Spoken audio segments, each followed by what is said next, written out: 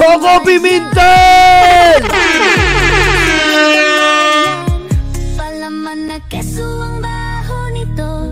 Mas okay pa yung... Tama naman po yan, Ma'am Cheche Bureche. Thank you, Ma'am Cheche. Paborito na yung T-I-I-I-O. Sabi mo, T-I-I-O wag T-I-T. Bad yun. Okay, dumako na tayo dito. Sa sumusuporta sa impeachment, ang nagpapalawig ng salitang forthwith, walang iba kundi ang ating congressman ng Marikina. Gayon din!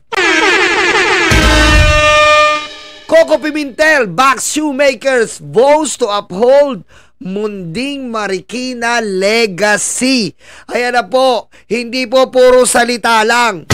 Hindi po puro papogi dahil matagal ng pogi ito, sabi ni Daddy Armin at Mommy Irene.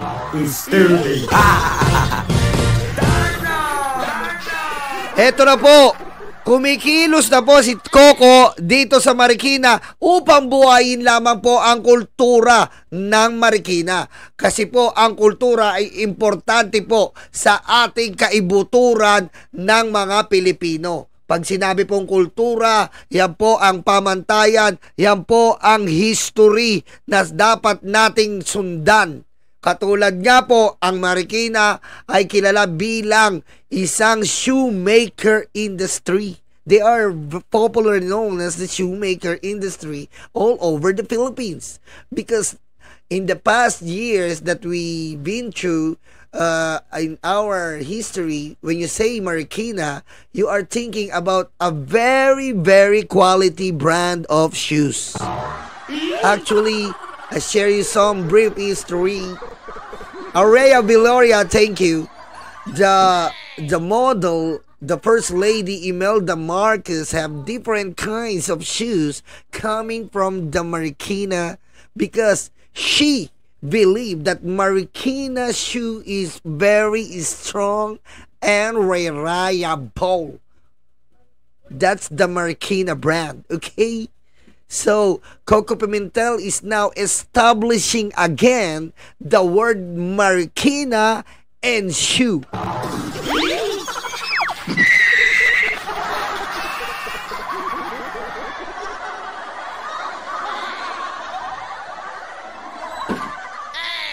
Okay, eto na po eto na nga po. Ayan po ang inaano na. With the 25 election approaching, Santos said she's just looking at platform. She's looking for someone who has puso para sa mga sapatero. Ayan na nga po. Talagang, ayan na po, ayan na, ayan na po, Ayan po si Coco Pimentel. Kitang-kita nyo po. Si Coco Pimentel po ay kaisa. Ayan po, Coco Pimentel yan, kaisa po ng ating, walang iba, ng ating administrasyon. Isishare ko lang po, hindi na natin babasahin yan kasi English. De, joke lang. Ayan nga po, tungkol lang yan sa sapatos. Pero dumako na tayo dito. Tungkol lang yan sa sapatos. Dito muna tayo sa number 1. Sa puso ng Marikina, isang leader ang lumalapit sa masa, hindi lamang para mamuno, kundi para makinig, makiisa at magsilbi. Siya si Senador Coco Pimentel. Hindi lang sa entablado o opisina makikita si Senador Coco. Sa mga kalsada ng Marikina, kasama siya ng ordinaryong mamamayan. Sa mga paligsahan at... Alam nyo, ito ang mga kailangan boto natin Ito talaga No, eto talaga kailangan mga boto natin ng mga talagang marunong ng mga magiging congressman Ito mga kailangan. Tas, ano gusto nyo? Iboboto nyo Omar Duterte?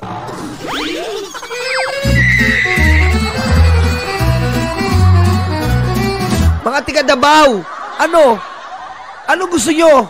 Iboboto nyo Omar Duterte? Ano ang background?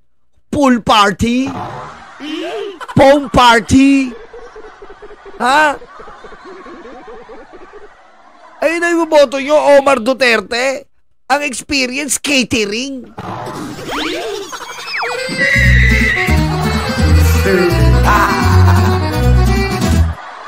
Ganito kailangan ng mga congressman. Mayroon po talagang record. Katulad ni Coco Pimentel. Putik yung congressman nyo si Omar Duterte, si Pulong, mag-ama. Anong background ng record? Tangayin ang pera ng taong bayan. Tek, ano gusto nyo? Kaya pinakita ko sa inyo, tignan nyo yung background na lang ni Omar Duterte. Nahiya sila kasi nakalagay yung kalaban niya, background, legislatura, madaming batas na alam. Si Omar Duterte, barangay captain. Yun lang ang background. Ngayon, nasita natin, nilagyan nila, pinununo nila ngayon, nilagyan nila ng pool party, foam party, lahat may party. Naiya pa, hindi pa nilagay na always present in the catering.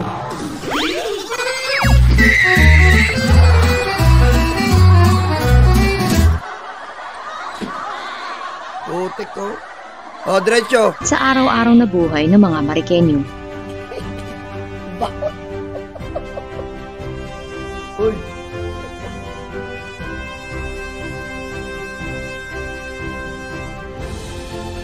Yan po, nakita nyo po, nagkalat ang organic na suporta ni Coco Pimentel. Ganyan po kalupit.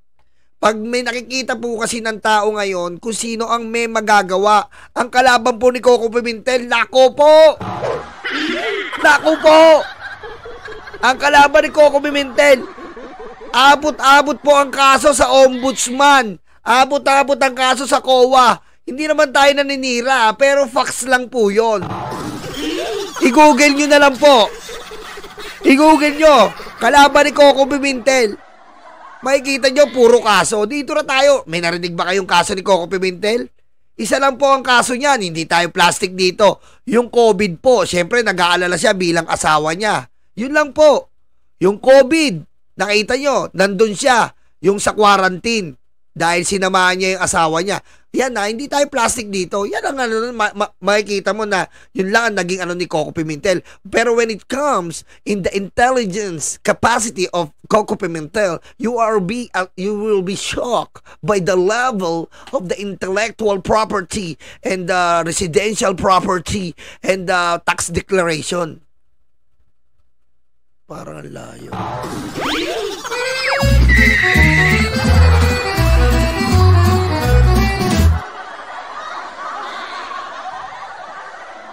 Parang napunta yun doon. Parang napunta sa tax declaration. Parang layo Basta ganon. Basta maganda pakinggan pag nilagay yung intellectual property. Basta maganon, intellectual.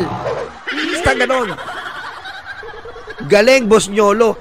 Sira ulo ta. Rowena, hindi ko nga alam paano nangyari yun. Galing ka pa dyan. Maganda lang pakinggan, English, pero mali-mali nga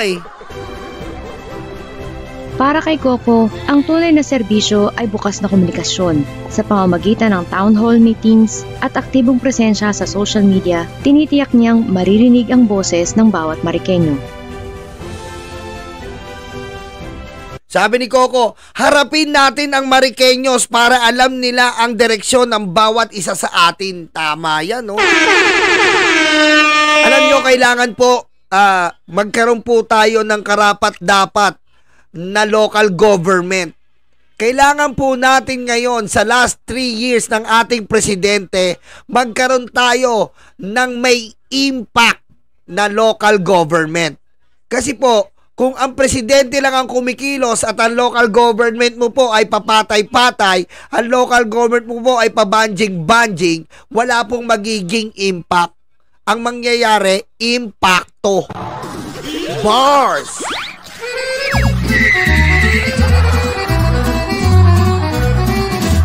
Diba? Kailangan po natin impact. Hindi natin kailangan ng impacto.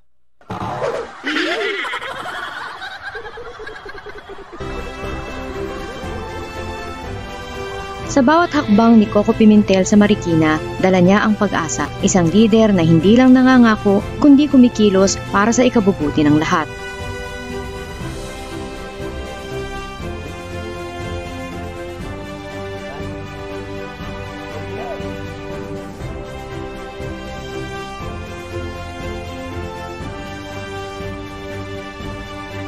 Alam nyo may inaayos po kaming video Hindi pa nauupo si Coco Pimentel. Ang dami na pala natulungan nito binigyan ng mga katulad nyong senior citizen.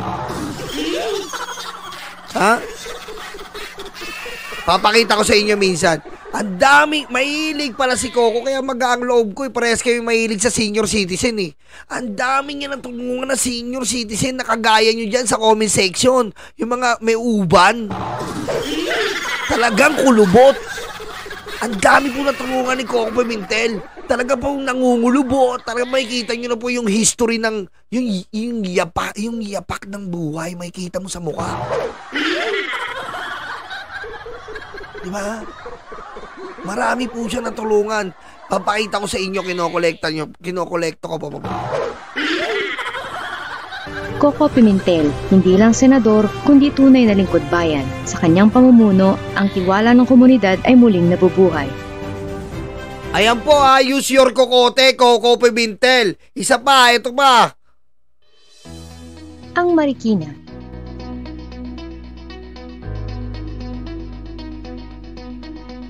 Sa puso ng Marikina, isinusulong ni Senador Coco Pimentel ang isang adhikain, gawing sentro ng inobasyon, oportunidad at pag-asa ang lungsod, lalo na para sa kabataan. Yan sa mga kabataan po, tinatarget ni Coco Pimentel.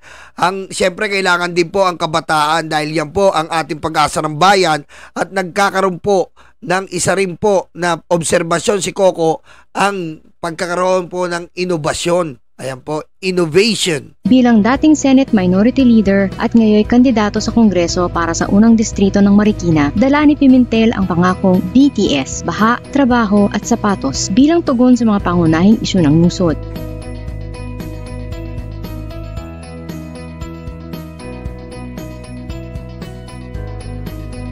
Sa ilalim ng kanyang pamumuno, sinusuportahan ni Pimentel ang mga programang pang-edukasyon at teknolohikal tulad ng pakikipagtulungan ng DepEd sa I Am The Code upang turuan ang mga babaeng estudyante ng coding.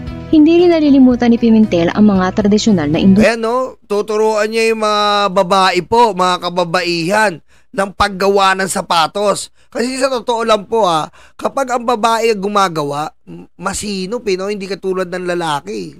Diba sa mga bahay, pag lalaki ang gumawa, barubal no?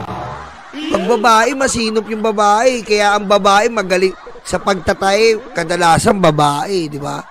Diba? Masinop Pag lalaki, barubal talaga. Hoy, One Squad! Shoutout sa One Squad kay Chaicher. Shoutout. Isinusulong niya ang pagbuhay ng industriya ng sapatos sa Marikina sa pamamagitan ng suporta ng mga lokal na gumagawa at inobasyon sa disenyo. Sa mga programang tulad ng Kilos Pagbabago, pinapalakas ni Pimentel ang diwa ng bayanihan at malasak sa komunidad na naglalayong lumikha ng mas malinis at ligtas na kapaligiran para sa lahat. Para kay Coco Pimentel, ang tunay na pagbabago ay nagsisimula sa kabataan, edukasyon at sa komunidad na nagtutulungan. Sa kanyang pamumuno, ang Marikina ay hindi lamang lungsod ng sapatos, kundi lungsod ng pag-asa at inobasyon. Ayan po Ayan po, Coco Pimentel. Ayan po para sa ating distrito ng Marikina. Ayan po, Coco Pimentel. Sa lahat po ng green, si Coco lang ang gusto kong green.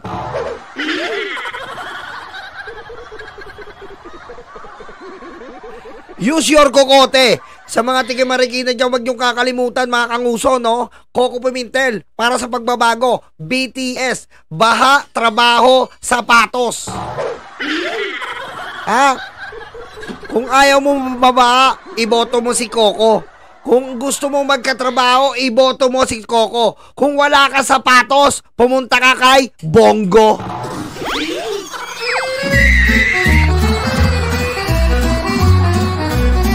Ay, mali. Hindi pala kay Bongo. Chinelas bibigay sa nun. Chinelas ni Digong. Pumunta ka pa rin kay Coco. Okay? Ayan po Coco Pimentel. Palaman na keso ang baho nito.